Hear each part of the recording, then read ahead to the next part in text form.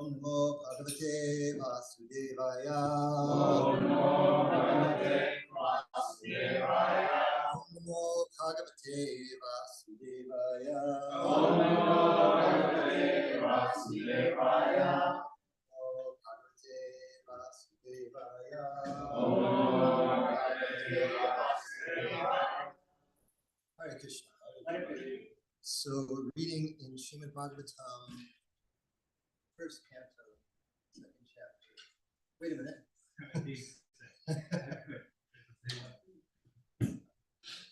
Threw me off there. So in the first canto, we're right at the beginning of chapter 17, right?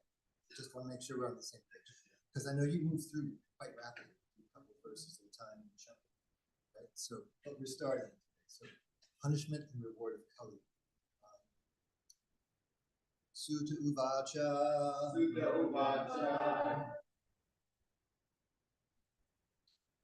Tatra Gomitunam Raja. Tatra Gomitunam Raja. Anyamanam Anatavat. Anyamanam Anatavat. Dandahastam Chavishalam. Dandahastam Chavishalam.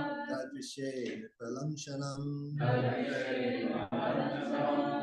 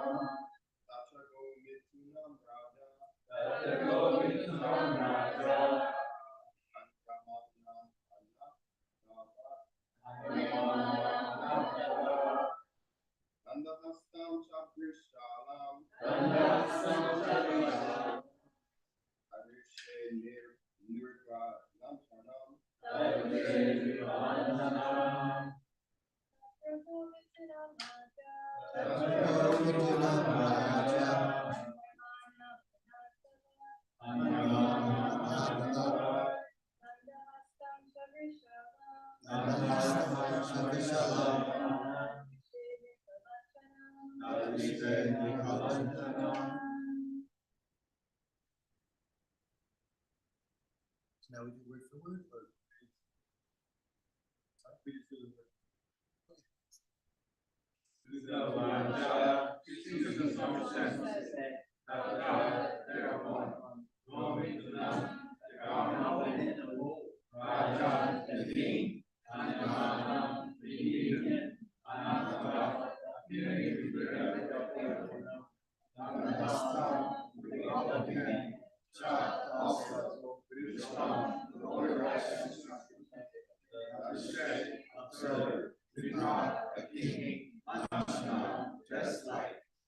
Translation. Sutta Goswami said, after reaching that place, Maharaj Parikshit observed that a lower caste Shudra, dressed like a king, was beating a cow and a bull with a club, as if they had no owner.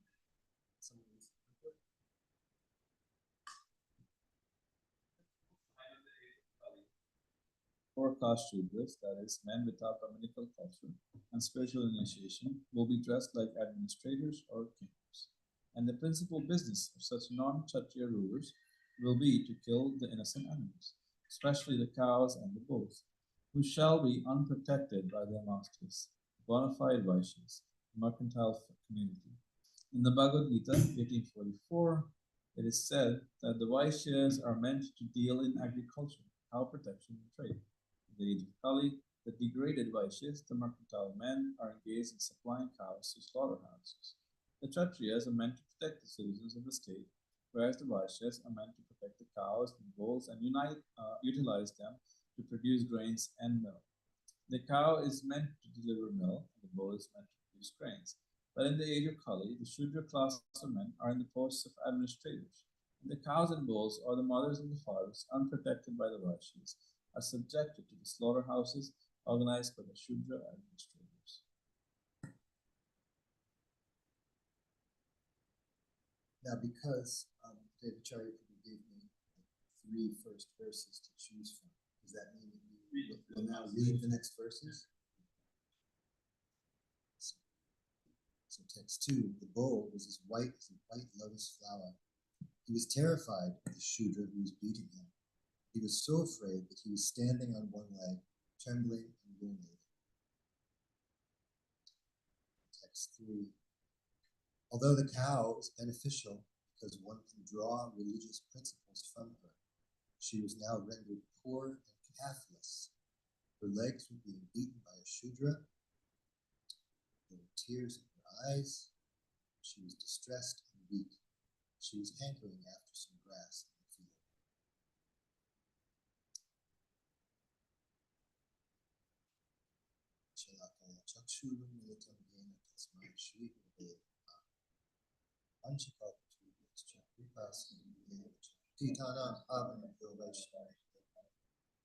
Shri Krishna Chaitanya Prabhu Nityananda Shri Advaita Gadadhar Shivasaya Gaura. Hare Krishna Krishna Krishna Hare Hare, Hare Rama Rama Rama Hare.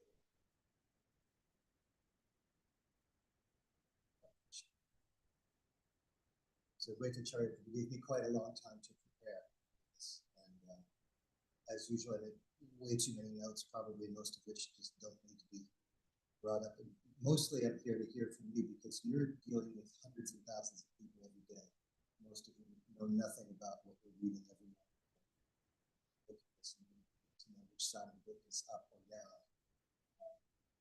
But for us, this is, I want to say, this is knowledge that we've been handed. It's coming. We hear that it's coming down in a disciplic succession, which means that it hasn't been messed with, which means that in the likelihood that that is true, that it hasn't been messed with, that what we're getting is an account of something that happened a long time ago, which is really the only way you can find out about stuff that happened a long time ago. But for a lot of us, especially those of us who weren't raised in this culture, who didn't grow up reading Srimad Bhagavatam, Bhagavad Gita, we may have lingering conflict in our minds that, how is it that we're to accept this? And how is it beneficial? How is it true? There might be some resistance kind of lingering in us, fully accepting this way of looking at reality. It may sound reasonable to us, but still there might be some element of foreignness to us, especially because a lot of people that are surrounding us, like most people, they have no frame of reference for understanding this. They might think that we're nuts for walking around with bags on our hands and stuff like that. So, like I say, I've got way too many notes. I pray that I don't talk too long. But we're dealing with other people, and we're dealing with our own mind. And our own mind may throw up a lot of objections to, why is this important? Why should I follow this? Why should I sit here and say Om Namo Bhagavate Vasudevaya every day? Why should I jump up and down? And most of my family and friends still feel that way. But now, having had for myself the benefit of 36 years plus reading Bhagavatam, fortunately, at least I'm at the stage where most of my friends have been doing this for longer than I have. So we're talking 40, 50 years plus of people being steeped in this sort of understanding of things. And the people that were very, very anti my interest in Krishna consciousness are now slowly dying off, which is it's true. because there's just such a vast difference between the way the Bhagavatam presents reality, that this is a good thing, this is, we're hearing about really bad news here. It's very distressing. And this instance in history, at least we understand that this is the beginning of the age of Kali that Parikshit Maharaj was dealing with. And so at that time, he saw one such instance of this going on. Now this is going on everywhere, mostly behind closed doors, and mostly the administrators are funding this. Parikshit Maharaj showed up. He was ready to, as they say, kick butt and take names. He was ready to deal out some serious consequences for somebody doing this sort of thing. But nowadays, this is just encouraged. This is the twisted, backwards culture that we live in.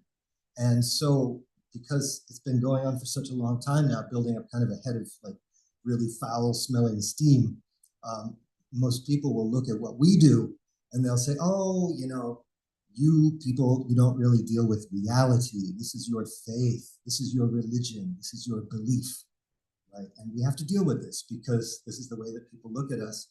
We have to find a way to get around that. Religion means faith. What they teach across the road is knowledge. But to be honest, anything that people accept as knowledge, it is actually faith. It takes a certain amount of faith to accept this as valid and worthwhile. And it takes an equal amount of faith to say, no, it's not valid, it's not worthwhile. It takes faith. It's an action of buddhi, intelligence, where you say, okay, this is important, this is what I want, this is what I'm interested in, I'm going to go in that direction. Or this is what these people don't want to go there. So when it's inevitable that we'll encounter this sort of tension in our own consciousness, that I'm going along in this way, I may be chanting Hare Krishna, hearing Srimad Bhagavatam, and inevitably there will be times when we'll think, why am I doing this? What is this? What is this? There may be some crisis of our own faith or buddhi or intelligence. Like I said, it takes faith to live this way, and it takes an equal amount of faith not to live this way.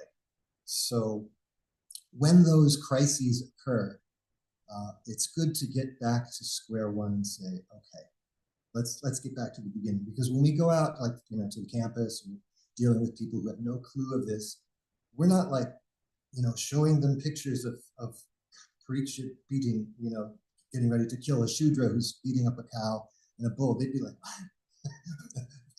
what? Showing them graphic imagery of this sort of thing, because it's just like that's a few steps down the road from where we actually want to meet them, and also meet our own intelligence when these internal crises of faith may spring up, because the beginning is always with, there's something going on in this world that's different from just matter, just combinations of atoms and molecules and stuff that you can measure under a microscope. There's something going on, and we all have a sense of this. In fact, human life begins when we get a sense that there's something not quite right. I can understand that, I'm born in a certain family, I have certain desires, certain abilities, and something's not quite working out. There's something, as they say, there's a fly in the ointment. There's some sand in the sweet rice. Something doesn't feel right. And this is a tato brahma jignasa, this beginning of inquiry into what is it that's not quite right. That's the beginning of human life, and that's what really I think Krishna House is set up to do, is to start people's human life across the street, because they're going on with one idea of what is knowledge, what is reality, what is good, what is desirable, and we're trying to say, no, it's in the opposite direction of what you think, completely the opposite direction. We're asking people to really re-examine values that have been lost over the course of thousands of years, and the environment that people are growing up in now is just so, from our point of view, from Bhagavatam's point of view, so vicious and nasty. And we're just reading about the beginning of the age of Kali here. We're 5,000 plus years into it, so it's worse. And the older I get, the worser I feel like it is. And should you all live so long, you may get to the point where you think, things were actually relatively better when I was younger. This happens to old people.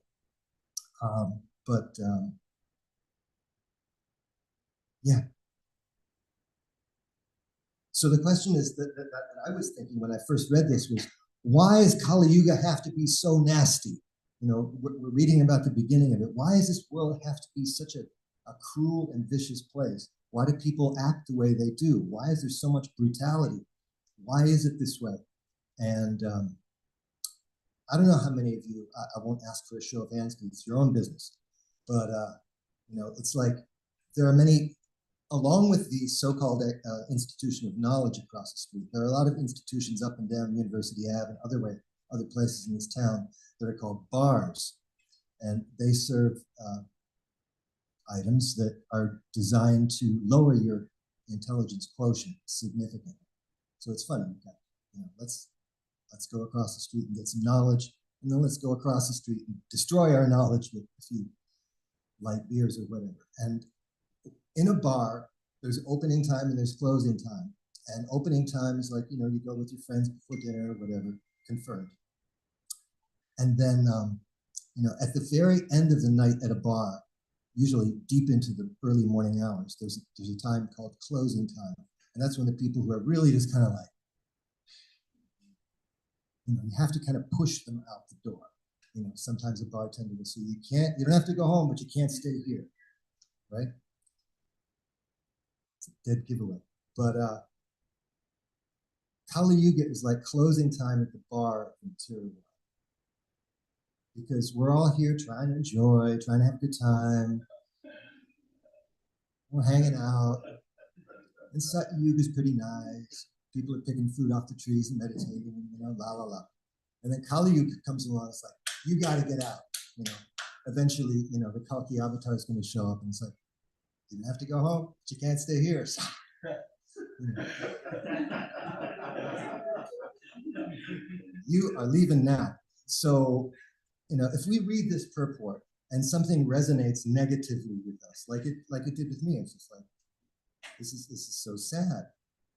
You know, why is the material world so depressing? Why are people so cruel?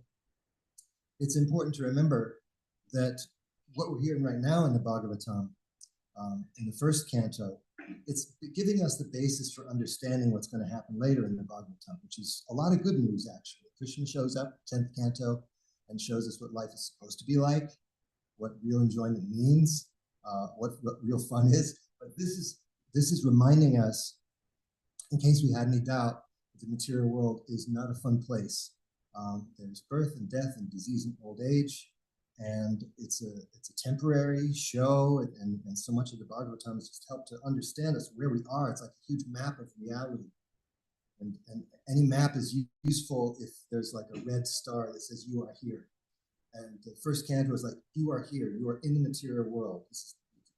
The point is to get out. But the Bhagavatam shows us such a bigger picture of reality. And then it's up to us whether we want to say, sounds reasonable, or I'm going to go get a few beers, right? Because we have that choice. But at least I think we can all agree that we understand there's more than meets the eye to reality. And the tricky part, though, is that it's not just that the age of Kali is nasty and mean and cruel and selfish and people are just like vicious, but that there's this perpetual aura kind of surrounding everything that you can potentially have a good time.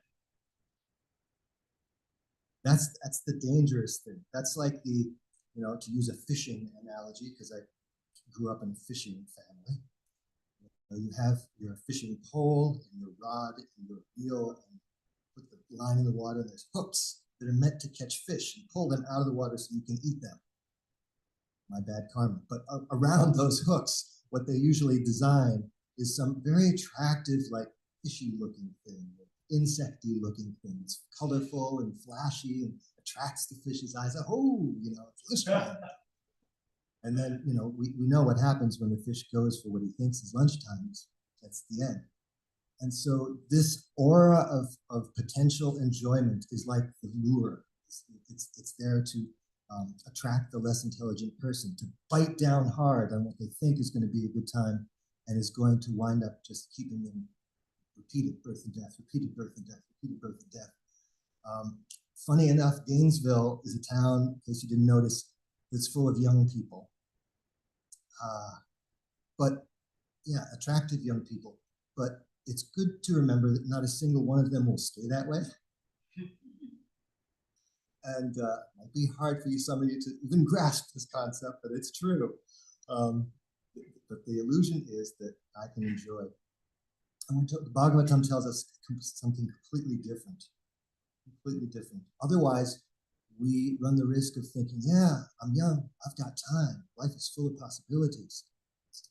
And then things kind of pick up speed over time and reach a certain point, and time starts to seem going faster and faster and faster, and the possibilities get narrower and narrower and narrower until the point of death, where there's no more possibilities.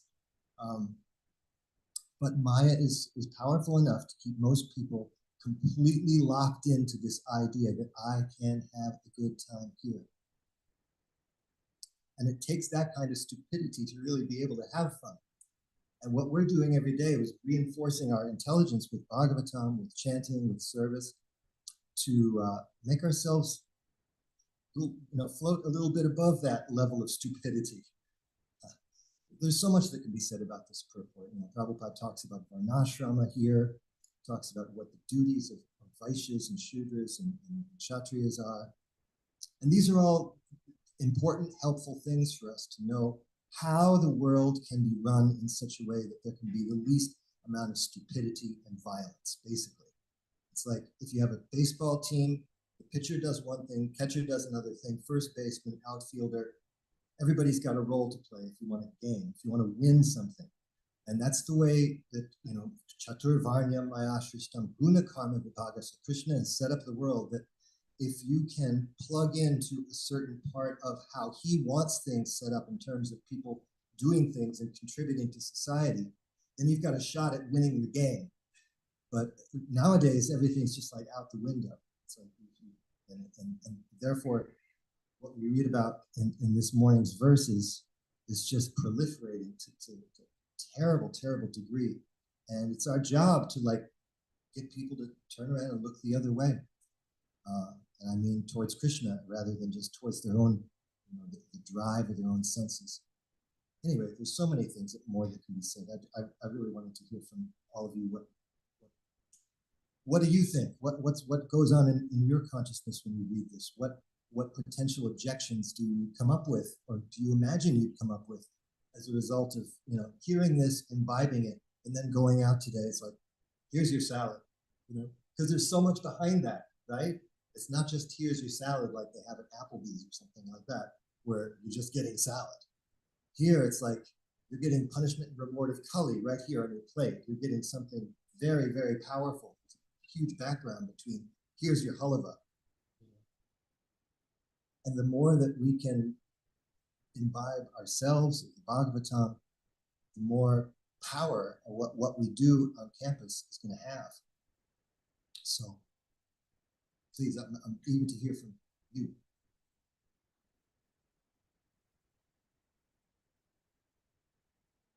Thank you so much. I've been thinking about a lot of what you said recently, especially how things are very temporary in this world. And you can look back 10 years and see, just like what you said, weren't things so much simpler and better back then? And I was so young and beautiful and had a cool car. And it don't last ever. But I was also thinking, neither do systems. And it's like, we understand Krishna set up a perfect varnashram system, but we've seen time and time again, every type of system collapses. Even our wonderful democracy in the United States, as we know it, has been in jeopardy for some time. And we shouldn't really have to be scared about that right now, So even that at sometimes is, and it seems like a lot of people, like you had said, so people seem to kind of throw a order or authority out. And even sometimes it seems like it's failed us, even religious institutions. So like that would be with your question which you asked, the doubt in my mind is like, okay, well, what system actually works then, or what should we really follow? Somebody once asked Prabhupada, did Krishna set up a perfect form of government? And Prabhupada said, yes, Kshatriyas. Yes. And Kshatriyas means Brahmanas. Can't have one without the other.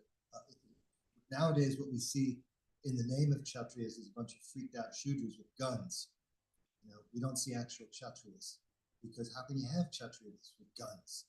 It has nothing to do with valor or heroism or principle or dharmic anything. It's a mess. So Prabhupada's plan was to first establish somebody who could act as a Brahmana. So here's some knowledge. Can you, as much as you can get of this, spread it, because gradually you'll develop a class of people. There's always a class of people who are interested in this. And his plan was to get the holy name out there as far as possible. And by doing that, you develop, like we all have had the experience, that we become more interested in hearing the Bhagavatam to the degree that our hearts are purified. So first, prasadam, first holy name, get it out there. And even if people don't become Brahmins, quote unquote Brahmins in this lifetime, they'll die. But guess what? If they've had prasadam, if they've heard the holy name, they're going to go on, and their life will be better next time around. Prabhupada was playing a very long game. If you read these purports in the Bhagavatam, he's appealing to people who are leaders of society, people who are like him, who are gentlemen with some cultural background. It's like, look at the world, and isn't it insane? You look at his purports, and who were Prabhupada's first eager followers? These young freaks, these counterculture people in the U.S. It's like, how do you get that? When we're starting here, how do you get here? But he didn't care who came. He knew that whoever came, they benefit, they go on. And so, our business is not so much, as you say, to worry about the political climate, because it's just going to go on. And you look at the political climate in India, how that changed over, thousands of years. And the Brahmins just kept on doing their puja, kept on chanting Hare Krishna, Oh, this guy's in charge? Okay, whatever. Hare Krishna. And that's what we have to do. We just have to be available for people. Get prasadam out there so that when they're ready to ask questions, we're ready to answer them. So if we're fortunate enough to have this in our own lives, our business is to become strong, so that when things take a downturn, people are like, what do we do? Well, I'll tell you what to do. Hare Krishna. It's very straightforward. Jackson. Hare Krishna. One thing I notice a lot is like, no one really wants to be saved. Going out for book distribution, like 90% or more, the people I meet, it's like, I do not care about this. I want to go get Chick-fil-A. Yeah. It's like, all right. Like, and even like, I'll get someone who's really interested, and they'll be like, oh my goodness, this is awesome. I'm so interested in that. I mentioned, if you're able to give a donation, it's like, oh, but see, the thing is I've got to save that $5 for my Chipotle, and I've got this, I've got that. It's like, yeah, take your knowledge, I'm out of here. It's just, people are so caught up in that material illusion that there's no thought of anything else. Then there's the few sincere souls who are actually interested to give a little bit of their time and their Lakshmi for higher knowledge. And so how do you take it, going out there and seeing so much discouragement with the masses? Like, how do you not feel discouraged by the masses of people who just don't care and aren't ready to receive this, the greatest gift that has ever existed? So many different ways that question could be answered. What comes to mind right now is, if you're selling diamonds, you can't expect many buyers. But if you're convinced that what you've got is a diamond, then at least you'll know that, and you won't think, oh, X, Y, and Z person just ignored me. It's like, no, I got a diamond. How many people are going to be able to afford this, interested? Not very many. I mean, in one sense, you can look at it this way. Before Prabhupada came to the West, before he gave up his family and his business to devote himself full time to bringing this to us, he was a salesman. That's what he did. And sales is a numbers game. You got to canvas widely, and you get a few customers. Widely, you get a few customers. Widely, few customers.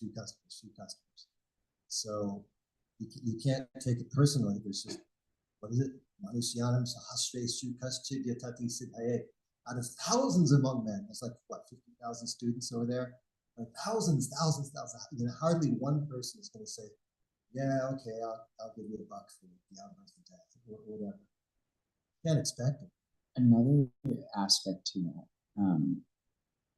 a lot of the time in book distribution, we don't say exactly what is present within the books. If we kind of paste it over to where these people are going to be more open to receive, and then we'll let Prabhupada do the talking. Though sometimes I feel like kind of insincere when I'm not saying, this is what's happening in this book. These are the realizations I'm having to like Nancy, the finance major. And but like, I want to be able to say these things, though it's like, I don't feel like they're going to be able to receive it if I'm as forward with them. And so how do I balance the like, oh yeah, this is about meditation and yoga and good vibes from India versus like you need to chant Hare Krishna. Yeah, no, I know what you mean, because I've had that experience. I've been there. I've done that. Of course, in our great movement, one of the acharyas of distributing books and the art of doing so is Vaisheshika Prabhu. And he's been known for approaching people on the street somewhere, anywhere, saying, well, all glories to Sri Krishna Sankirtan, sir. It's the prime benediction for humanity at large. Spreads the rays of the benediction moon, Okay. But he had such a positive vibe that people are like shaking his hand and reaching for their wallet.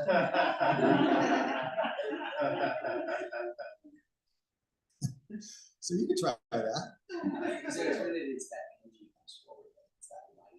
Yeah, you want to be straightforward. You don't want to feel like you're putting people on. You want to be like real.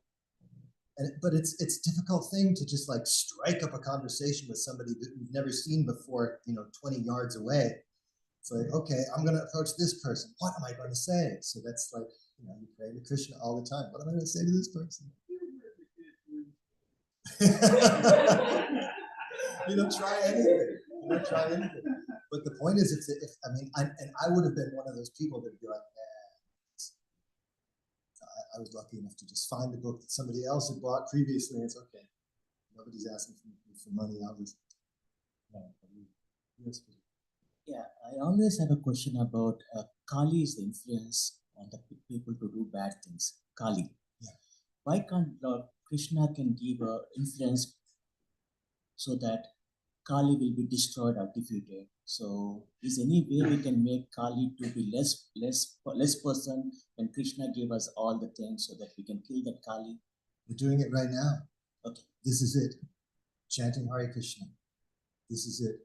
Kali Yuga is supposed to go on. This is Krishna's design, that Kali Yuga should go on, because it's a feature of the material world that has to be Shrishti, Sthiti, and Pralaya. Things have to come into existence, hang out for a while, and then go to hell. Things have to go to hell. Process of cycle. It should come up. Yes. So that's Krishna's desire. Well, it's actually not Krishna's desire. It's our desire. We don't like Krishna. That means, okay, we don't like Krishna. That means we don't like eternity, knowledge, and bliss. Okay. So what is the opposite of that? Temporary, lousy, and painful. And so that's what we want. And so we're doing the very best thing possible to, at least in our own lives, get rid of the influence of Kali. That's what all these purports are about.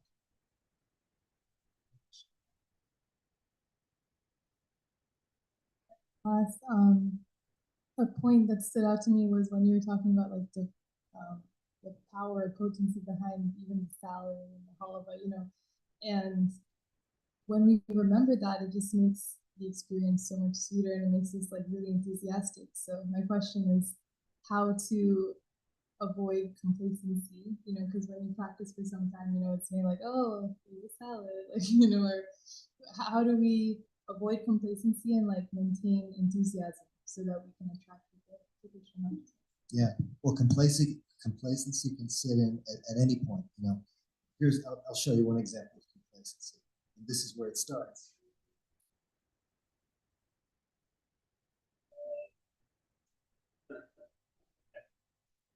Hare Krishna, Hare Krishna. Krishna Krishna, Hare Hare Rama.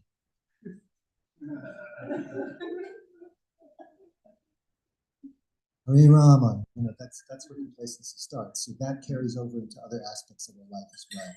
If we're Ekendra Prabhu, Bhattacharya Prabhu, the greatest kirtan leaders I can name, they'll say the power of a person's kirtan begins with the power of their chanting.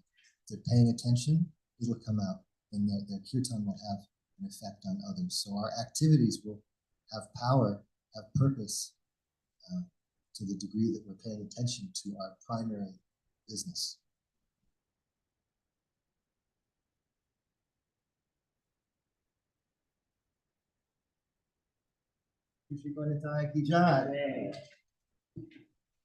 It's like it's 10 after 2. It's like getting really late here. Just see the plastic nature of time. It's like after lunchtime. We're just hanging out. Anything more? Yes, Prabhu. Yeah, I had a feeling named Ekendra Prabhu, and I was thinking he had given a solution about what you were talking about too, about how Satya Yuga everything was all peaceful. He was saying in a talk that we listened to on his appearance that he was like, in Satya Yuga everything is mindful and peaceful, but this is Kali Yuga and we gotta be fired up. And that's been sticking and I've been meditating on because it kind of is the answer, and that's what you're saying is like being enthusiastic about, you know, what we're serving, what we're offering, and you know, paying attention to our sadhana and that it being very important. That it's got to be that our devotional practice and service has to be the strongest thing at this time. Yes. Yes, what you say reminds me of something very practical and Krishna house centered. Years and years ago, I was diagnosed with cancer, and the person who was the temple president here is Ritatvaja Swami. I don't know how many people know Ritatvaja Swami? Very saintly Vaishnava.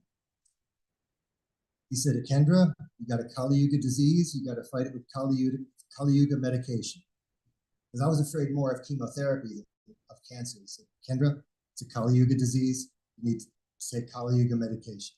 So the Kali Yuga medication is Hare Krishna, Krishna Krishna, Hare Hare, Hare Ram, Hare Ram, Ram Ram, Hare. Loud and in your face. And that's what we got to do for ourselves and for others.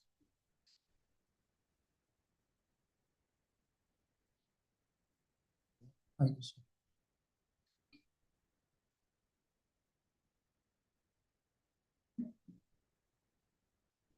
So I was thinking, I feel like in this age, because we lack knowledge and like all of our limitations are like much more obvious. So like we make a lot of mistakes and our anarthas come up like really strongly.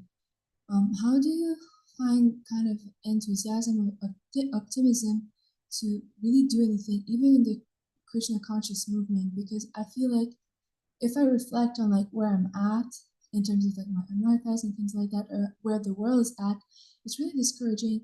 And it's like, what's even the meaning of me being here? Like, what can I do? How do I find this inspiration to actually do something when I feel like I don't actually have the propensity to do anything?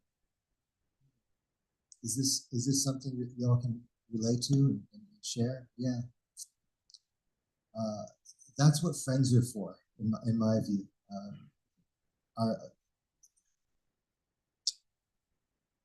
For the last several years, I've been working on a very solitary project. I've been recording an audiobook of the Srila Prabhupada Lilamrita, which requires me to be in pretty much a closed environment. I recorded it underneath the basement stairs of my old house, surrounded by pillows, very quiet, like absolutely quiet. And so that sort of engagement made socializing like second priority, just because I was focused on that. And I say all that by the way of addressing your point that I think to the degree that we are living in our own heads, as opposed to really trying to get the association of devotees that inspire us, find somebody who's inspired. It's not so hard. And spend some time with them, serve them, have prasadam with them, increase the kirtan quotient. You especially, you're very gifted at kirtan, so that you find the degree that you're engaged in that, you feel alive.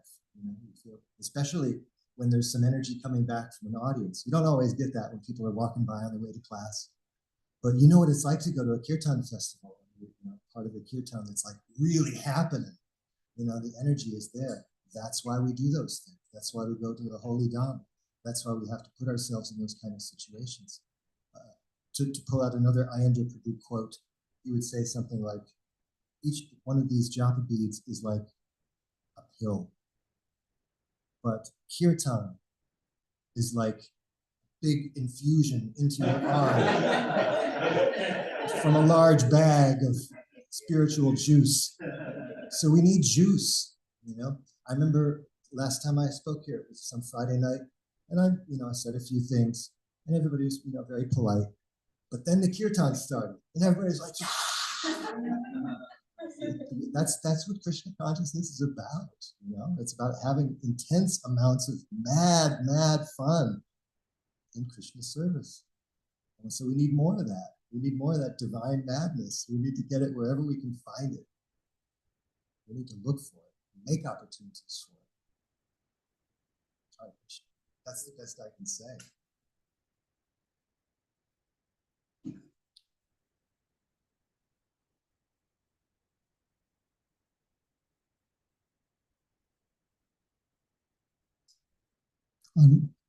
It kind of relating to your point that you just made about the ecstatic kirtans, Prabhupada said the goal of life is to be happy. We just don't know how to be happy. And then in the purports in the seventh canto, I've quoted this many times over the past couple of years. Prabhupada says, by spreading the Sankirtan movement, Kshatriya government and Brahminical culture will automatically be revived and the people will be extremely happy. Yes. Just those 2 points, that's all. Right. And with that, Srimad Bhagavatam ki jai, Srila Prabhupada ki jai, Krishna House ki jai.